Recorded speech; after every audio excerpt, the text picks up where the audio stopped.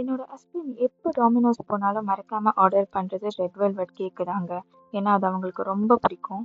சரி, அதை ஏன் நம்ம வீட்லயே செஞ்சு அவங்கள சர்ப்ரைஸ் பண்ணக்கூடாதுன்னு செஞ்சு கொடுத்தா, ரெட் வெல்வெட் ஏன் ப்ரௌன் கலர்ல இருக்குன்னு கேட்டுட்டாங்க.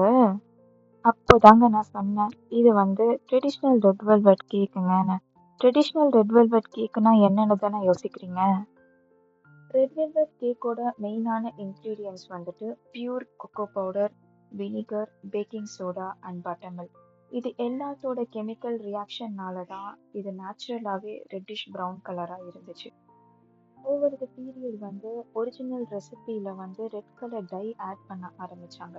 அப்பதான் வந்து ரெட்டிஷ் ப்ரௌன் கலராக இருந்த ஒரிஜினல் ரெசிபி வந்துட்டு பிரைட் ரெட் கலராக மாறிடுச்சு.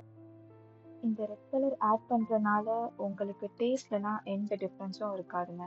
என்னைய கேட்டிங்கன்னா, நீங்க ரெட் கலர் ஆட் பண்ணாமயே யூஸ் பண்ணுங்கன்னு தான் நான் சொல்லுவேன். ஏன்னா அதுதான் உங்க ஹெல்த்துக்கும் ரொம்ப நல்லது. இப்படிதாங்க ட்ரெடிஷ்னல் ரெட் வெல்வெட் கேக் ஆனது ரெட்டிஷ் ப்ரௌன் கலர்ல இருந்து பிரைட் ரெட்டா மாறுச்சு.